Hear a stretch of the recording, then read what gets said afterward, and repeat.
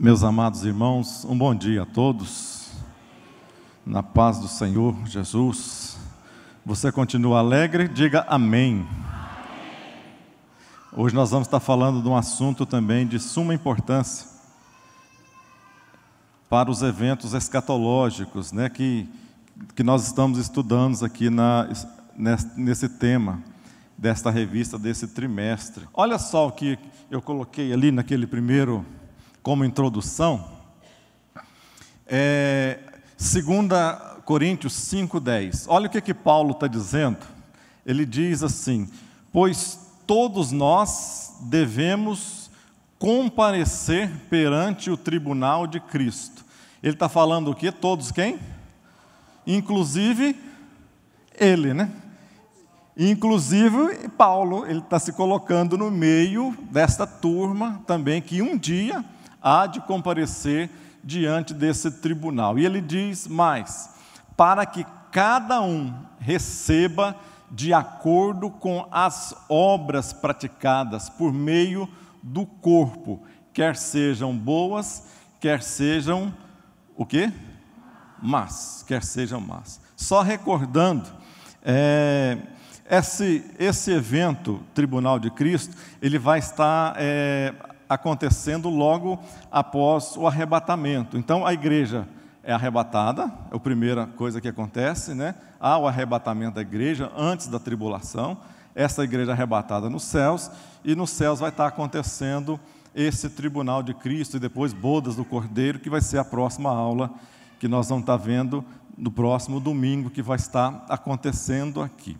Então, isso que Paulo está nos falando aqui, nos contando aqui também, é o lugar escolhido por Deus. O que ele está dizendo, que isso aqui é o lugar escolhido por Deus, para que Deus possa estar premiando, uma espécie de prêmio, aqueles que durante a sua vida, durante o seu tempo aqui nesta terra, foram fiéis a Ele. É diferente da salvação. A salvação, quando a gente vê em alguns temas, parábolas, aquele das horas, né, dos trabalhadores das últimas horas, quem chegou 6 horas da manhã, recebeu um prêmio lá, um dinheiro, um salário. Quem chegou depois às 9, recebeu um salário, o mesmo salário. Quem chegou meio-dia, recebeu o mesmo. Quem chegou às 3, recebeu os mesmos. Quem chegou às 5, faltando 1 hora para acabar o trabalho, também foi assalariado da mesma maneira. De que isso aí está falando? Desse tribunal? Não. Ele está falando de quê? De salvação. A salvação não é por obras. A salvação, cada pessoa não depende de pessoa. A salvação depende de Deus. Não adianta eu querer me esforçar para ser salvo. Não adianta eu querer fazer coisas boas para Deus simplesmente para ser salvo. A salvação já está garantida no céu. Eu tenho que simplesmente acreditar e manter isso, e manter uma linha básica daquilo que Deus quer e deseja para cada um de nós. Parousia fala da segunda volta de Cristo, que essa segunda volta de Cristo, ela é dividida em duas etapas. A primeira etapa visível, ou até a primeira etapa invisível, melhor dizendo. Então ninguém vai ver, vai ser esse momento que a igreja vai ser arrebatada, e vai estar acontecendo um evento no céu com Jesus. Então essa é a primeira etapa. E a segunda etapa é quando Jesus, a primeira etapa, ele vem para os seus. Ele vai vir para os seus. Na segunda etapa, ele vai vir com os seus, que é diferente. Na primeira, ele leva o seu povo e garante que todos que foram arrebatados, estão salvos, livres de qualquer mal, de qualquer tribulação, de qualquer problema daí para frente. Mas um dia ele novamente, depois de algum tempo, ele vai voltar. Agora ele volta com os seus que estão lá e vão voltar para essa terra. Aí é diferente. Nesse tribunal aqui, vem de uma palavra grega chamada bema. Alguém de vocês assistiu, tem assistido, visto? Aí eu amo essas Olimpíadas de gelo. É o que está passando agora. Eu chego a sentir frio. Eu vejo aqueles brasileiros lá que nunca viu uma neve na vida, disputando a Olimpíada lá na neve do gelo, né? Mas o que só para exemplificar, bema, essa palavra bema, tribunal, porque quando a gente fala tribunal, o que a gente espera? A gente espera um julgamento, a gente espera normalmente coisa ruim. Normalmente nós esperamos não coisas boas com a palavra julgamento, mas é diferente aqui. O que vai estar sendo julgado aqui? As pessoas? Não vão estar sendo julgadas as pessoas já foram julgadas, por isso que elas estão no céu, já passaram pelo julgamento. Então, vai estar sendo julgado aqui, são as nossas obras. E nesse tribunal que Paulo fala, e quando ele fala desse tribunal, as pessoas entendiam muito bem, porque eles estavam falando para gregos, e os gregos tinham os jogos, os gregos eram, desde a antiguidade, tinha essas Olimpíadas, tinha esses jogos. Então ele falava, era de dois termos, bema, que significa um lugar alto, onde as pessoas falavam, onde as pessoas que tinham mais erudição falavam, subiam, porque não tinha microfone, não tinha nada dessa estrutura, então as pessoas tinham que subir num local mais alto, e dali elas falavam, propagavam a sua voz. Isso é o bema, um lugar elevado, um lugar onde você pode falar para muitas pessoas. E desta palavra também vem uma palavra no latim que significa pódium. Aí pódium a gente já entende melhor, que é o lugar mais elevado também, onde quem foi vitorioso, quem foi que teve as suas vitórias garantidas, elas sobem onde todas as pessoas estão vendo, e elas recebem ali o quê? Recebem as suas medalhas, hoje medalhas. Mas no tempo de Paulo, se der o tempo, no final nós vamos estar falando, no tempo de Paulo era diferente, elas recebiam aquelas coroas de diversos tipos de coroas, quando os atletas eram vitoriosos e vencedores. Então, quantos estão me entendendo? Diga amém. Então, tribunal é isso. Olha o que Jesus disse aqui: eis que cedo venho, e o meu galardão está comigo, para dar a cada um segundo a sua obra. Eis que cedo venho, e o meu galardão está comigo, para dar a cada um segundo a tua obra. Eu fico impressionado com Jesus, que você não vê na Bíblia, a maioria das coisas não é falando simplesmente do inferno, não é prometendo o inferno, não é falando assim, olha, o que destaca aqui é o inferno, não. O que Deus sempre coloca em evidência é as coisas boas, é o amor. Ele coloca tudo, olha, tem coisas ruins e existem coisas maus, mas escolhe as coisas boas, e Ele mostra quais são essas coisas boas, para a gente ter a opção de escolha. Da mesma maneira que Jesus está dizendo, eis que cedo venho, o meu galardão está comigo, para dar a cada um segundo as suas obras. Nesse entendimento, nós podemos ver que Ele quer entregar isso aqui para todos os tipos de pessoas, ou para todas as pessoas possível, mas que não vão ser entregues. Mas o desejo dEle é que todas recebam esse galardão que está nas mãos dEle.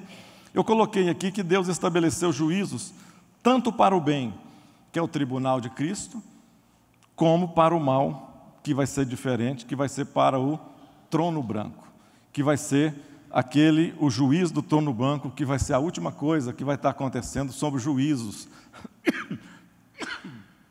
aqui nessa terra. No Éden, ele faz o quê?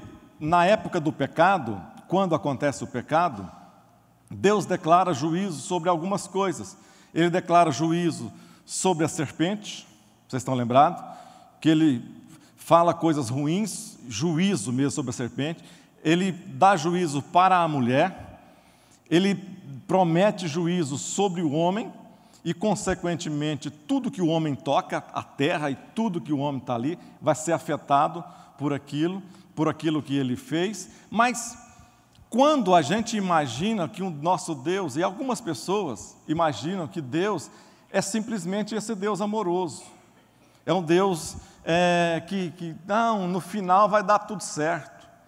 A gente pode, às vezes, levar uma vida meio desorganizada, mas no fim vai dar tudo certinho.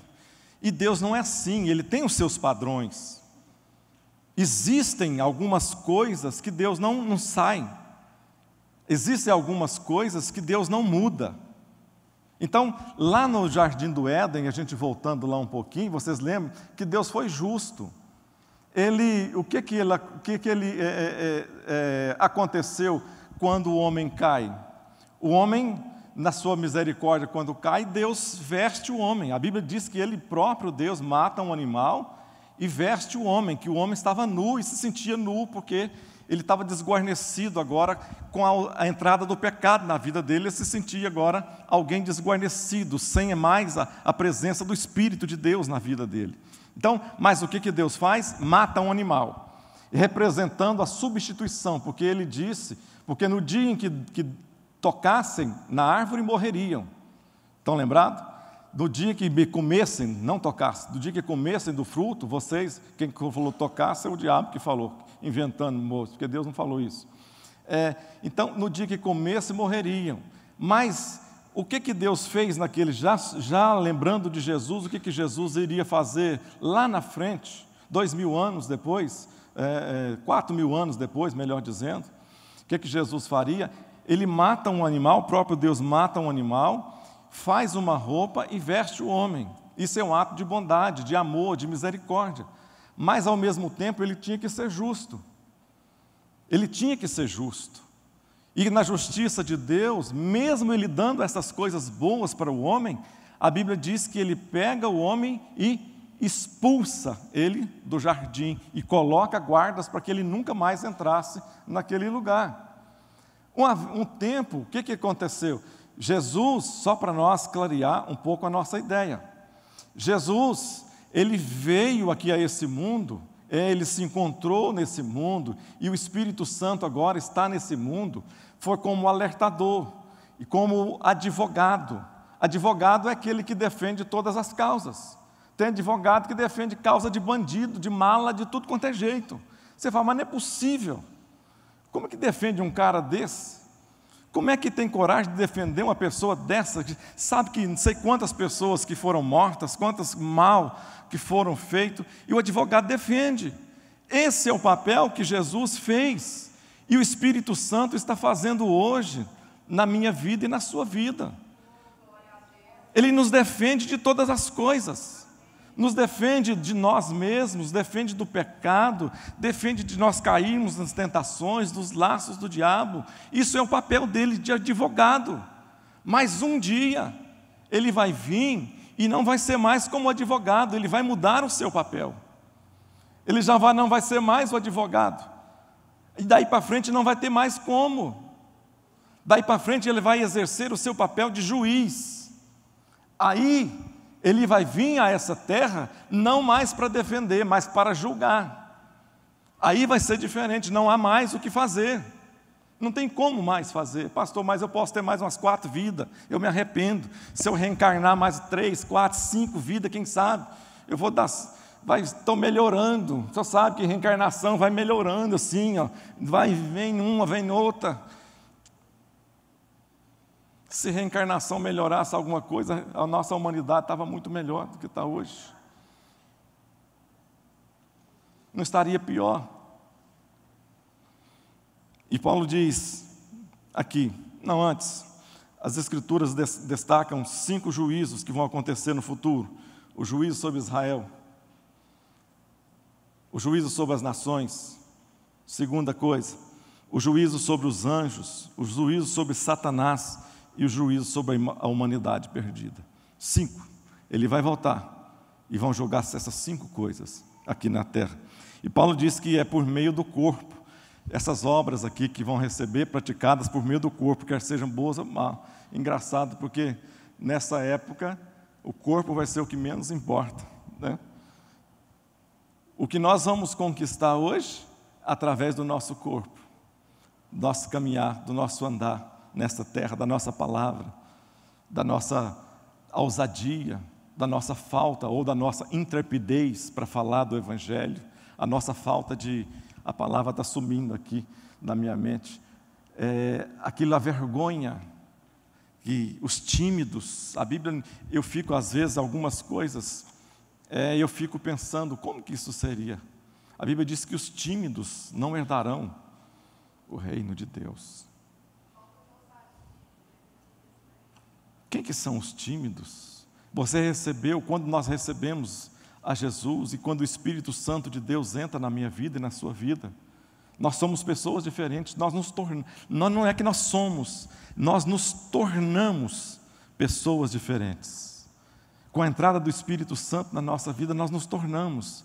Aí este tipo de timidez, ela já não tem que existir mais, porque a partir desse momento há um fogo dentro de nós e que deve existir isso na nossa vida, e que esse fogo há de contaminar não só a minha vida, mas aquilo que eu amo em mim, eu quero passar isso para as pessoas também que estão próximas de mim. E é esse o nosso papel hoje aqui, é esse o papel da igreja nessa terra. Por que Jesus ainda não voltou?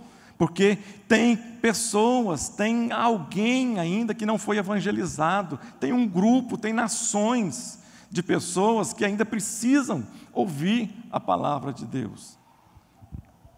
O lugar e o tempo do julgamento. O lugar está pronto. O tribunal de Cristo deve acontecer na esfera das regiões celestiais. Paulo diz em 1 Tessalonicenses 4,17, ele diz: depois nós, os vivos, os que ficarmos, seremos arrebatados, juntamente com ele, aonde? Seremos arrebatados com eles, aonde? Nas nuvens, diga comigo, nas nuvens, para o encontro do Senhor nos ares, e assim estaremos para sempre com o Senhor. Então aqui nesse momento que nós subimos, não mais a nossa vida, não é mais nós que vamos ser julgados, mas é as nossas obras que vão ser julgadas nesse momento aqui. E quem é que não vai comparecer nesse evento? Quem é que não fará parte desse momento sublime, escatológico? Quem são as pessoas que não estarão juntas com Jesus nos ares? A Bíblia diz que todo aquele que o seu nome não se encontrar no livro da vida. Eu te pergunto, aliás, escola deveria ser para isso, e deve ser para isso. Eu te pergunto, será como que Deus age?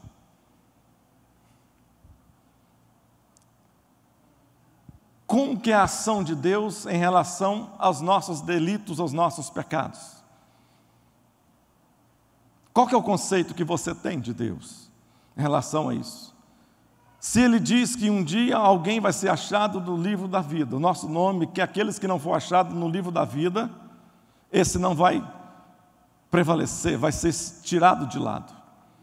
Será que quando nós pecamos, é uma pergunta que eu te faço, será que quando nós pecamos, será que Deus tem uma espécie de anjo, como é que fala, escrivão?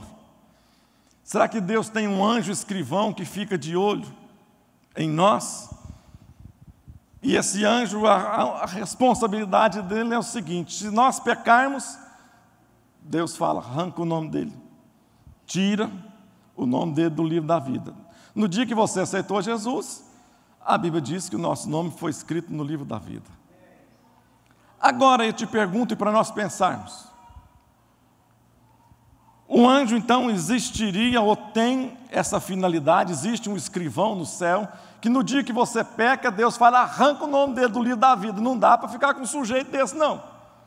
Vai lá, o anjo apaga o nome do cabra, se morre. Então, aí dali uma semana, o cara conserta, e Deus dá uma olhadinha, faz o seguinte, escreve o nome dele de novo, lá no livro da vida.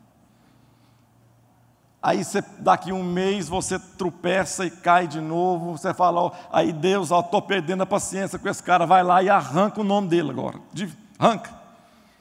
Aí mais 3 meses depois você se arrepende e volta para Jesus, e ele fala, vou dar mais uma chance para ele, põe o nome dele de novo. E se você morresse,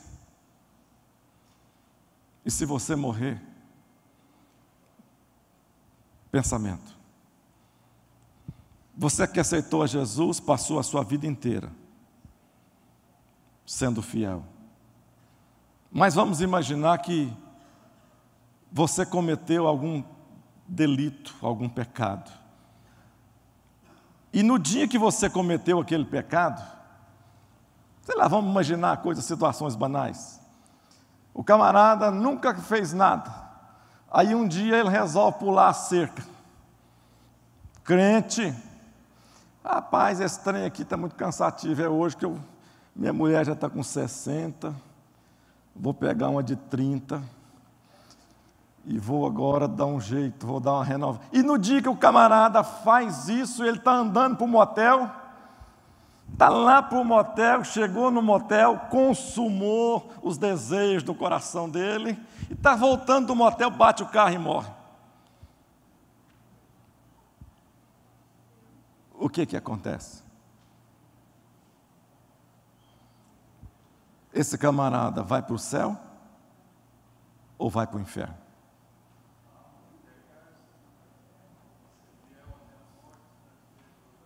É para você pensar. Eu não vou te responder e não vou falar minha opinião. Mas imagina o ladrão da cruz que pecou a vida inteira, só para a gente fazer um antagonismo, e antagônico também. Essa pessoa foi crente a vida inteira, e no último ato dele, ele pecou. Em contrapartida, o ladrão da cruz pecou a vida inteira, e no último ato dele, ele vai para Jesus. E a Bíblia diz que ele vai morar no céu. Mas você não acha uma passagem na Bíblia que diz que esse camarada também que pecou uma vez, vai para o inferno. O que fica para dizer se alguém vai ou não vai para o inferno? Quem vai estar com Cristo ou quem não vai estar com Cristo? Eu não vou te responder nesse sentido, nessa pergunta. Eu quero que você vá para sua casa, pesquisa, analisa. E depois você pode vir conversar comigo se você quiser. Quantos estão me entendendo? Amém? Dons e talentos. Deus deu a cada um de nós dons e talentos. Diga comigo, Deus deu a cada um de nós dons e talentos. Vira para alguém que está perto de você e diga assim: você sabia que você tem dons e talentos?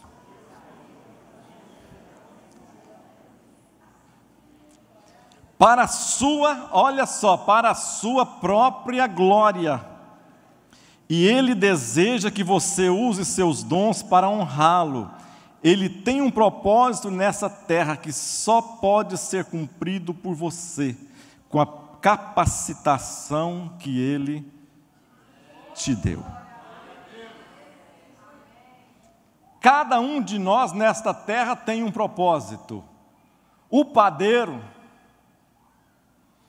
lá perto da sua casa, que faz aquele pão gostoso, aquelas guloseimas boas, aqueles sonhos recheados assim, com 2 dedos assim de aquele creme, com batidinho assim, com açúcar refinado por cima, e você pega aquele negócio com as 2 mãos assim, e morde, escorre por todo lado. Que coisa boa! Esse padeiro tem um propósito. O mecânico que conserta o seu carro, ele foi, estudou, fez as coisas com um propósito. O médico que te atende, ele tem um propósito: cuidar de vidas, tirar dores. Tem alguma coisa pelo qual cada pessoa, ou talentos naturais, eu coloquei aqui, habilidades, olha lá, talentos naturais, habilidades, dons espirituais, recursos e oportunidades, tudo isso junto forma você, forma eu. Você sabia disso? Então Deus tem um propósito ao te criar. Olha para mim. Deus tem um propósito, teve um propósito ao te criar. Você não foi feito um ninguém. Você não foi criado para ser ninguém. Você é alguém, alguém amado de Deus e criado com um propósito específico nesta terra. A parábola dos talentos, quando nós vamos ver lá em Mateus 25, Jesus falando exatamente da sua volta. Ele fala, olha, vigiai, porque vocês não sabem a hora da vinda, da volta do Filho do Homem. Aí ele começa a dizer e fazer uma comparação desta espera, desta volta, e de como que será essa volta. Ele fala assim, ele diz assim, é como se um fazendeiro, ou como se um dono, alguém, um senhor, tivesse um local grande, uma fazenda grande, e ele resolvesse fazer uma viagem. Preste atenção, nessa analogia que o próprio Jesus faz, fazendo aqui uma parábola, ele dizendo, é como se um fazendeiro saísse e chamasse, reunisse os seus empregados, e desse a eles todos os seus bens, distribuísse a cada um deles todos os seus bens. Tudo o que ele tinha, ele distribuiu. A Bíblia diz então que, e Jesus fazendo essa comparação desse homem, ele diz que esse homem chegou para um dos seus empregados e disse, está aqui 5 talentos. Eu quero que você pegue esses 5 talentos e negocie com ele, porque você vai ter dinheiro, é muito dinheiro nas suas mãos. Eu quero que você negocie com esses talentos. Chamou outro e disse assim, você vai receber 3 talentos, mas eu quero que você negocie, granjeie, ganhe mais coisas com esses talentos que eu vou estar te dando. Chamou um outro e disse assim, você vai receber 1 talento, mas você vai negociar e vai ganhar outros a partir desse. Aí a Bíblia diz que esses camaradas, 2 deles, o que tinha 5 recebeu 5, negociou, o que recebeu 3 negociou, e o que recebeu 1 fez o quê? Enterrou o talento. E o que eu acho mais interessante é que quando esse homem vai fazer essa distribuição dessa parábola aqui, a Bíblia diz que os 3 ganharam quantidades diferentes, ganhou responsabilidade, mas segundo as suas capacidades. Ninguém, preste atenção, nenhum ou ninguém ficou sem receber talento algum. O que recebeu 5 é porque o senhor dele viu que ele tinha mais capacidade para desenvolver certas coisas, certas habilidades. Cada um de nós recebeu, você tem no mínimo um dom de Deus na sua vida. E talvez você está agindo exatamente como aquele homem, que quando o dono voltou de novo e foi cobrar dele o que você fez do seu talento, ele disse assim para o seu senhor, eu sabia que o senhor é um homem duro, um homem que não é nada generoso, é um homem que quer colher onde não planta, é um homem mau. O que eu fiz então? Com medo do Senhor, eu enterrei o meu talento e toma, olha só, toma aqui o seu talento. Por que a gente sabe, por que eu e você, usando essa parábola, se nós sabemos que um dia nós seremos cobrados por aquilo que Deus nos deu, por aquilo que Ele nos capacitou, Ele um dia vai nos cobrar. Por que a gente não faz diferentemente? Por que nós não usamos aquilo que nós recebemos? Por que você não usa o seu talento? Você tem uma postura bonita, fala bem, tem uma oratória bonita. Por que você não vai estudar? Por que você não vai granjear? Por que você não vai conquistar coisas para você estar usando esse dom? Você que canta, por que você não usa esse dom para conquistar pessoas? Por que você tem o dom, por exemplo, de ganhar dinheiro, muito dinheiro? Ninguém perto de você ganha tanto dinheiro como você faz. E você ganha. Tudo que você coloca a mão, ganha dinheiro. Por que você não usa esse dom para as causas de Deus na sua vida? Um dia, esse Senhor vai voltar.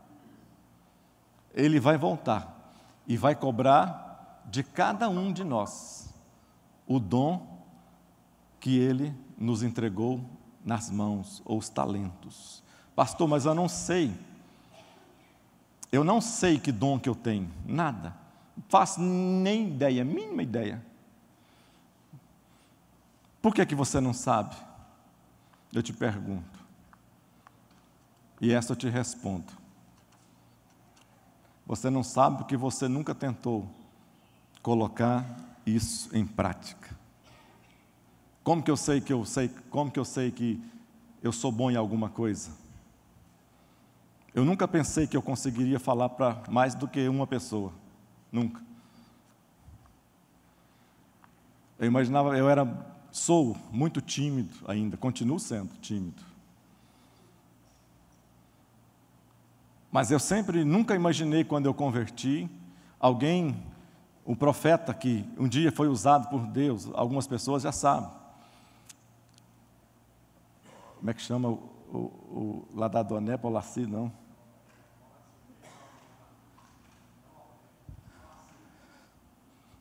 E um dia que eu cheguei na minha casa bêbado, e que estava acontecendo uma reunião dessa meia de trás dos panos lá em casa, a Marisete tinha feito essa reunião, lá em casa da Adonep, não era de igreja, da Adonep, lá embaixo do prédio. Eu cheguei lá em cima, tomei banho e não a vi ela.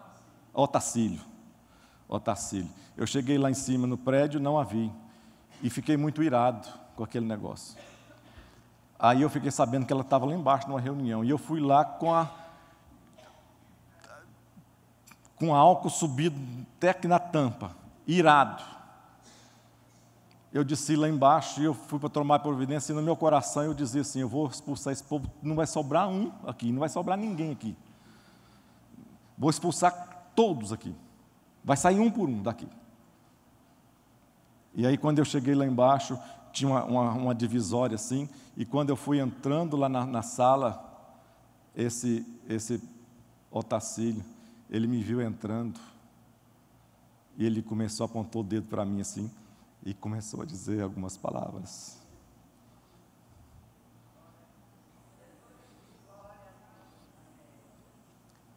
E numa dessas palavras ele me disse: esse povo que você tem ódio e que você não quer ver na sua frente, eis que te digo, dentro de pouco tempo você vai estar à frente deles.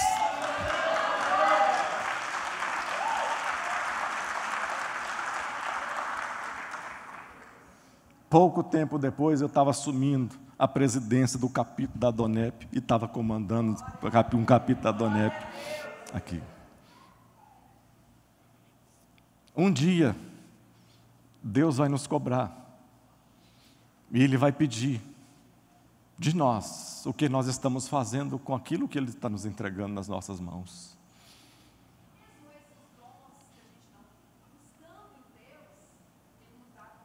É verdade. Então, se você não sabe o dom que você tem, busque, procure.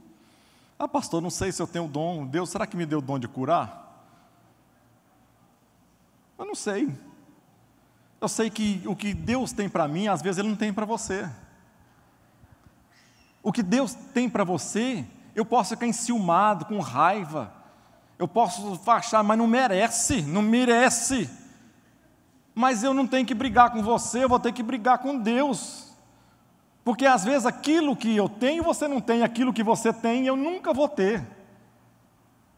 Agora eu tenho que descobrir aquilo que foi colocado para que eu possa fazer. E aquilo que foi colocado para que eu possa fazer, eu tenho que fazer isso e fazer bem feito na presença de Deus. Amém? Vamos mais para frente. A fé e as obras. Essa é uma briga, entre aspas, antiga.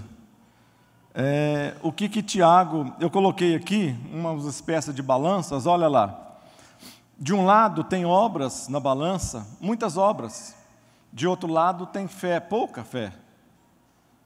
Ou a balança ficou, então pendeu para o lado que tem muitas obras.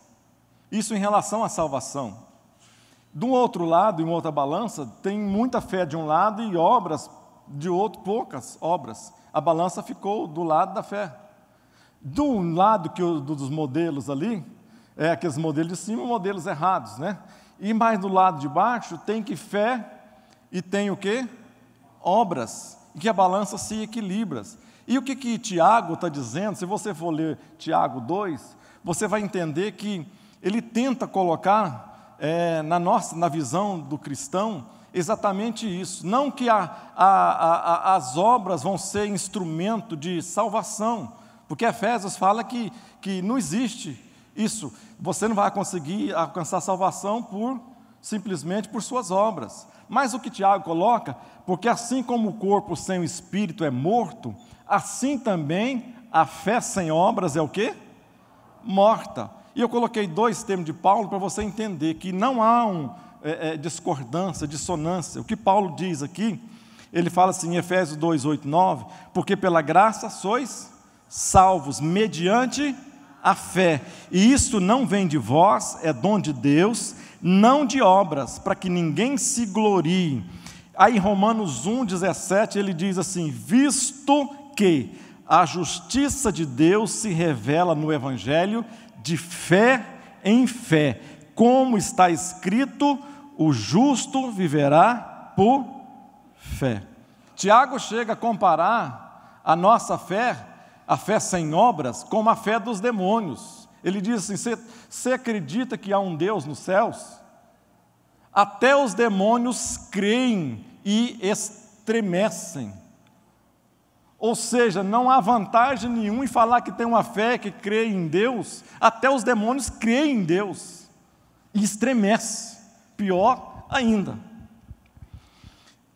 Eu coloquei aqui alguns tipos de questionamento. Se você acreditaria num eletricista, por exemplo, que não sabe trocar uma lâmpada, você consegue acreditar nele? Você chama o eletricista lá, ele não sabe trocar a lâmpada. Você acreditaria nele? Você acreditaria em alguém que fala que é piloto de carro e que não consegue estacionar o carro na garagem? Você acreditaria num médico que fala que é médico e não consegue fazer uma sutura?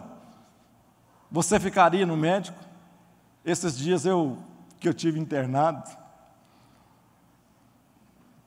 eu passei de trágico a cômico, assim, de um momento só. Eu saí de casa com a bexiga cheia de sangue, lotada de sangue, e uma dor terrível, porque não conseguia urinar, estava preso, tudo com sangue talhado, e saí encolhidinha. Marisete, por favor, Marisete, me leva lá no hospital. E eu cheguei no hospital, e quem estava lá? Meu médico não estava. Quem estava? Um plantonista. Eu falei, mas pode ser qualquer um, me passando uma sonda aqui, arrancando esses negócios aqui de dentro de mim, está ótimo demais da conta. Aí o plantonista foi lá, e rapidinho, e ela ajeitou e pega essa sonda, pegou, e que número que é a sonda? Perguntou para a enfermeira, que número que é a sonda que eu posso passar nele? A enfermeira falou, 20. Eu já fiquei assim. Aí ele está lá, depois de um custo, a dor que estava na bexiga era muito maior do que a dor da passando a sonda. Eu estava sentindo a dor da sonda quase nada, e ele, olha só, cara, está chegando, e tal, e colocou a sonda em mim, aí não saiu o sangue, não voltou, só a sonda. Aí ele olhou para a enfermeira, porque essas sondas são sonda de 3 vias, essa sonda. Uma que vai o soro, uma que vai remédio, e outra para eles fazerem, injetar líquido na bexiga e tirar com o êmbolo, né? Aí ele colocou a sonda e ele olhou para a enfermeira, e eu lá escutando, pelado, mas escutando, com a sonda. E o médico pergunta assim para a enfermeira, sonda de 3 vias, qual desse aqui que eu corto?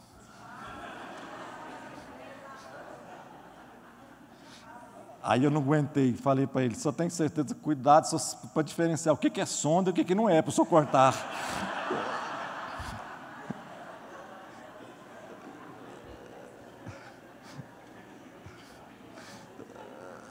Eu morri de medo, confesso, nessa hora eu morri de medo. Falei, esse cara vai cortar coisa errada.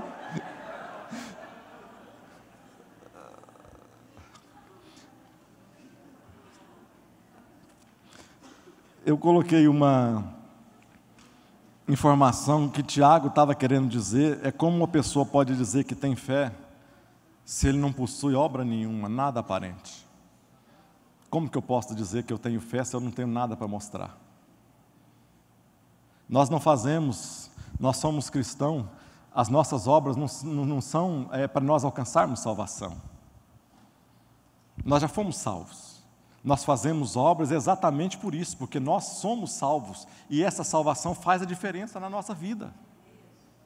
Faz essa diferença em mim, faz essa diferença na sua vida. Aí um prefeito lá que eu coloquei aqui, para mim servir também de inspiração, não evangélico, de uma cidade do interior de São Paulo, fez a seguinte afirmação: quando vejo um mendigo nas ruas, eu tenho a certeza absoluta de que ele não é evangélico. Eu achei interessante essa afirmação. O prefeito dizendo, porque quando ele vê um mendigo na rua, ele tem certeza que esse mendigo não é evangélico. Por quê? Porque se nós somos salvos, nós cuidamos uns dos outros, nós não deixamos. O salmista chega a dizer que assim, olha, eu nunca vi um justo desamparado. Nunca vi. Olha só, já fui moço, ou seja, já tive 15 anos, 18, 20 anos. Agora sou velho, já tenho 70 e poucos anos. Mas eu nunca vi um justo desamparado, nem a sua descendência mendigar o pão. Primeiro, eu tenho uma promessa de Deus na minha vida, que Ele me supriria todas as necessidades. Segundo, eu tenho meus irmãos, que quando eu estiver passando por qualquer tipo de necessidade, eles têm que estar comigo nessas necessidades, não só tapinha nas costas, e aí, tudo bem? Paulo diz nesse texto básico eu não vou falar um pouco disso daqui. E Paulo diz assim, 1 Coríntios 3, 12 a 15, ele diz assim: se alguém sobre este fundamento formar um edifício, que fundamento? É Jesus. Prata, pedras preciosas, ouro, prata, pedras preciosas, madeira, fena, palha, a obra de cada um se manifestará. Preste atenção. Na verdade, o dia a declarará, porque pelo fogo será descoberta, e o fogo provará qual seja a obra de cada um. Se a obra que alguém edificou nesta parte permanecer, esse alguém, cadê aonde está? Roubar. Esse receberá galardão. Se a obra de alguém se queimar, sofrerá detrimento, mas o tal será salvo, todavia, como pelo fogo. Imagina o fogo sendo um instrumento, ou o fogo como os olhos de Deus. Eu não sei se vai ser verdade que a Bíblia diz que em vários tipos de Jesus, um de fogo consumidor, algumas coisas. Talvez, eu não vou entrar em detalhes se eu acredito, se eu não acredito, se é fogo real, se é fogo não, mas vamos imaginar o fogo. O fogo. As nossas obras aqui nesta terra, um dia, imagina a situação, sei lá, corriqueira, as nossas obras pudessem ser amontoadas, tudo o que nós fizemos aqui nessa terra, tudo que nós fizemos aqui nesta terra,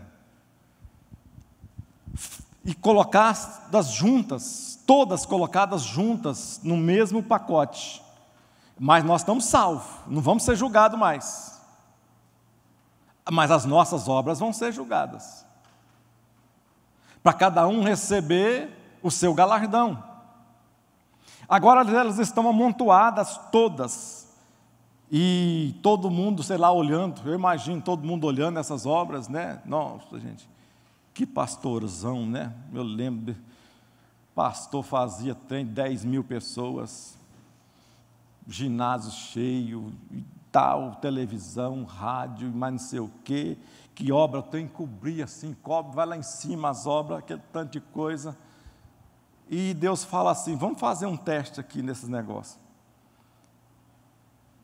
Vamos, taca um pouco de fogo aqui ao redor desse negócio, como Deus fez lá com Elias, né? aquele fogo do céu assim que consumiu tudo.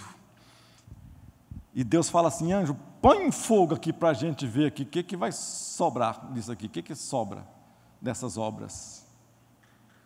E o anjo vai lá e coloca fogo nas nossas obras lá, e o negócio começa a queimar, e você começa a ficar tremendo, e você pensava que o negócio era muito bom, que tinha feito tudo para Deus, que tinha sido feita obras de ouro, de prata, de obras de pedras preciosas, e o negócio começa a queimar, você começa a sentir fogo, cheiro de madeira, você começa a sentir cheiro de feno, de palha, que isso cheira, feno, palha, tudo cheira, madeira cheira, você sabe quando está queimando. E no final, às vezes, não sobra pouca coisa, não sobra nada às vezes, mas a Bíblia diz que o tal vai ser salvo, todavia, como pelo fogo. Ouro fala das coisas de Deus, as obras de ouro falam das coisas de Deus eternas. A prata fala da redenção, da salvação, daquilo que nós estamos fazendo, daquilo que nós estamos conquistando, das almas que nós ganhamos. Pedras preciosas fala dos dons do Espírito Santo, daquilo que nós temos, às vezes, daquilo que nós acabamos de fazer. Agora me dá um exemplo, alguém pode me dar um exemplo de uma obra que é de ouro? Uma obra que é considerada de ouro?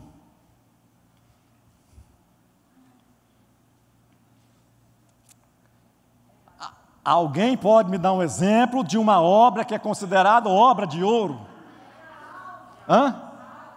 Ganhar alma é considerada uma obra de ouro. Visitar os doentes é obra de ouro. Dar banho em leproso é obra de ouro? Sim ou não? Sim ou não? E se você for lá, eu nunca fiz isso, não tenho coragem. E se você for lá dar banho no leproso, porque você pensa que vai fazendo isso, você vai estar tendo uma visualização boa no Instagram.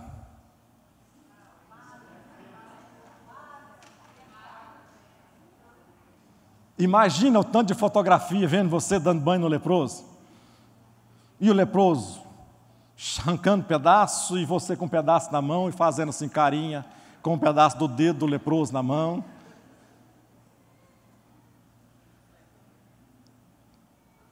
O que são obras de ouro, prata, pedras preciosas? O que são obras palha, feno e madeira?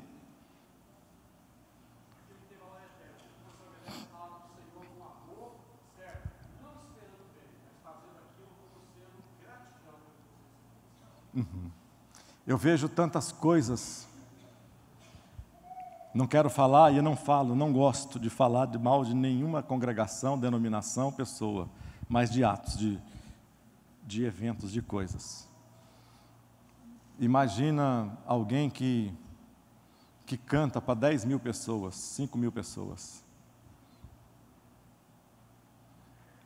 Poderia estar ganhando alguém que prega para 1.000 pessoas, 2.000 pessoas, 5.000 pessoas, mas no seu coração não está o intuito de ganhar uma alma para Jesus, mesmo que pessoas venham à frente. Ele não tem isso no seu coração. Pessoas que andam cobrando, às vezes, o seu galardão é o seu próprio cachê. Não é oferta, é cachê. A Bíblia diz que esses já foram galardoados aqui. As obras desses não vão passar no céu e pode ficar na terra. Além de serem rejeitados no céu se ele subir, isso pode ficar na terra. Jesus dizer para esse tipo de pessoa, esse tipo de pastor, esse tipo de obreiro, esse tipo de membro, dizendo: eu não vos conheço, mas eu tenho boas obras. As minhas obras eu orei, expulsei demônio, fiz isso, fiz aquilo para o Senhor, trabalhei 24 horas por dia. E Jesus já imaginou essa pessoa, e ele olhando para Jesus, e Jesus dizendo assim: eu não te conheço, aparta-te de mim. Exatamente, ele não fez a obra para Deus, mas ele fez a obra para benefício próprio.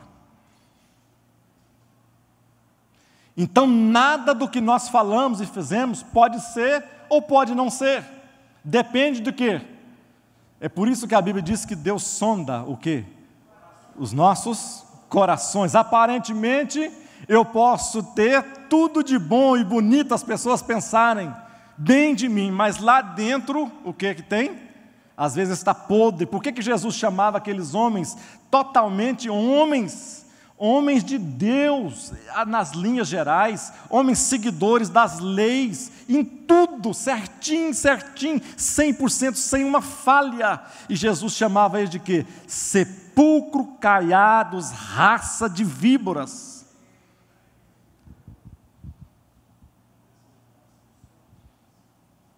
Porque Jesus conhecia o coração de cada um deles, e por que eles estavam fazendo aquele tipo de obras, aquele tipo de coisa. Lugar e o tempo do julgamento, a hora está marcada. Ninguém sabe exatamente quando se dará esse evento escatológico. Marcos 13, 34 a 36 diz assim: é como um homem que sai de viagem, deixa sua casa, encarrega as tarefas, cada um dos seus servos, e ordena ao porteiro que vigiem. Portanto, vigiem, porque vocês não sabem quando o dono da casa voltará, se à tarde, se à meia-noite, se ao cantar do galo ou ao amanhecer. O que ele está falando aqui? Jesus está falando, ele citou aqui os 4 horários, ou seja, dono de todos os tempos, e ninguém tem controle sobre coisa alguma, ninguém tem controle. A Bíblia diz que nem Jesus sabe. Que Jesus que eu estou falando? Jesus homem, né? Porque Jesus Deus sabe, e Jesus é Deus.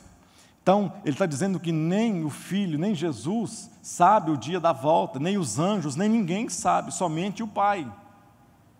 Ou seja, ninguém pode ficar marcando escatologicamente que a volta, quando vai acontecer esses eventos aqui, ninguém sabe disso.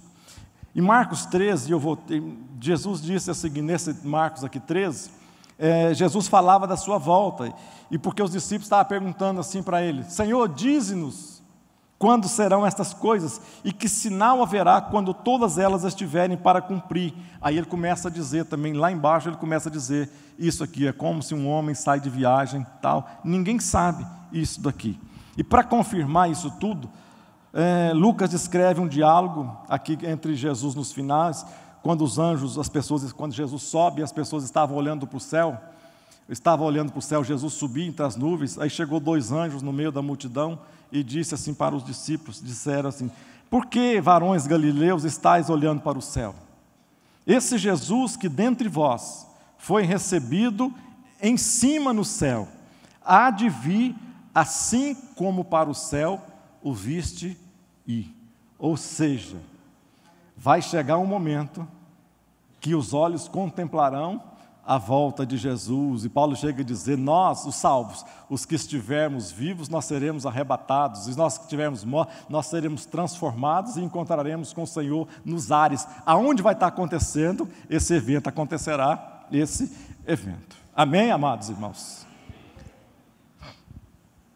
Qual a finalidade do tribunal de Cristo? Julgar as obras. Que obras? Eu coloquei aqui, quais obras que vão ser julgadas nesse tribunal de Cristo? Coloquei algumas coisas aqui, são infinitas, é claro que são muitas coisas. Eu coloquei algumas coisas aqui. Primeira coisa, como agimos em relação à nossa família. Será que a nossa prioridade é colocar a nossa família no céu? Será que a prioridade da sua casa, é colocar a sua família juntamente com você no céu? Será que ainda continua sendo, como lá no início da criação, osso dos seus ossos, ossos dos seus ossos, carne da sua carne? Será que continua da mesma maneira? Seu coração está da mesma maneira? Segundo, como reagimos às bênçãos e oportunidades que Deus nos deu, dada aqui? Como que nós reagimos? Isso aqui vai ser testado, isso aqui. Terceiro, como nós tratamos os mais fracos, os feridos, caídos e desprovidos. Como nós tratamos essas pessoas? Lá na parábola do bom samaritano fala de crentes, né, que estavam dentro da casa de Deus, não é isso? O levita, o sacerdote, tudo homem de Deus dentro da casa de Deus. E às vezes dentro da casa de Deus, pessoas passando por necessidade, passando por lutas, tribulação, e não tem uma pessoa para visitar, não tem uma pessoa para orar, uma pessoa para ombrar, uma pessoa para estar junto, uma pessoa para dar uma palavra de sabedoria, alguém para estar chorando com você, alguém para estar te incentivando, te motivando, alguém para estar... Tem alguns que dizem que a igreja é o único exército que abandona os seus feridos no campo de guerra. Isso é triste. Isso é triste. Mais coisas. Como nós usamos a nossa língua. Como que você tem usado a sua língua? Como que nós temos usado a nossa língua? Em que nós temos usado a nossa língua? Pensa. Eu coloquei aqui, importante, porque eu acho importante isso, Mateus 12, 36, diz assim: porém, preste atenção, eu lhes digo, que no dia do juízo, os homens haverão de dar conta de toda palavra inútil que tiverem falado.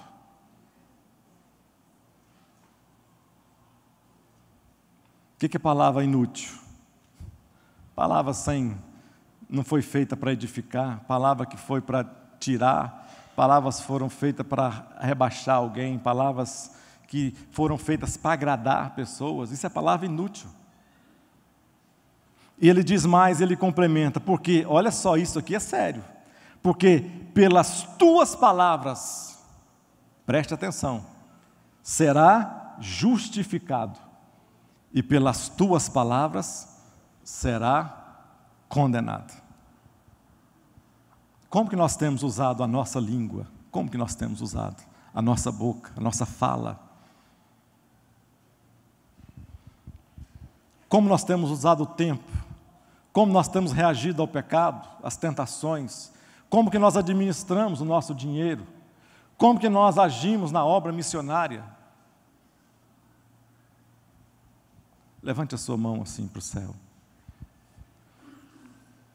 Escola é para isso. Escola é para nós aprendermos. Escola é para nós compartilharmos. Escola é para nós entendermos. Não só para mim ficar falando aqui e colocando informação na sua cabeça, nada disso. Escola é para você sair daqui e começar a pensar. Começar na sua casa, raciocinar, buscar informação, para ver se eu estou certo, se eu estou errado. Conversar depois com alguém, conversa com os pastores, mas não fica da maneira como você está. Cresça, use os dons, use os talentos, porque um dia vai ser cobrado isso de nós. Levanta a sua mão assim para o céu, diga assim: meu Deus, eu creio que nesta manhã o Senhor falou comigo. Diga: Deus, me ajuda a descobrir os meus dons, os meus talentos, para que eu não os enterre, mas que eu possa usá-los na Tua obra, para a glória, não minha, mas do Teu reino, em nome de Jesus Cristo. Amém. Amado Deus, abençoa, Senhor, a Tua casa, a Tua igreja, o Teu povo. Nos abençoa, meu Deus. Nós somos Teu povo escolhido, mas a Tua palavra diz que além de escolhidos, nós somos zelosos e também de boas obras. Nos ajuda, meu Deus, a fortalecer a nossa fé, e que essa fé nos faça transbordar pelas ruas, nos transbordar por esta cidade, nos transbordar para os nossos vizinhos, nos transbordar para as pessoas do nosso trabalho, das nossas empresas, onde nós estivermos, ó Deus, nos salões de beleza, em qualquer lugar, que nós possamos ter sempre, ó Deus, uma palavra que venha trazer vida, salvação, trazer luz ao caminho das pessoas que estão caminhando, correndo nas trevas, ó Pai, nos ajudas a ser esse instrumento do Senhor, ó Pai, porque nós queremos no céu, quando o Senhor provar as nossas obras com fogo, nós queremos receber ali, meu Deus, no bema, lá no pódio do Senhor, recebermos o galardão daquilo que nós fizemos aqui para o Senhor aqui nesta terra, meu Pai. Nos ajuda e nos capacita em nome de Jesus Cristo. Amém. Amém. Amém. Que Deus vos abençoe em Cristo Jesus, amados irmãos.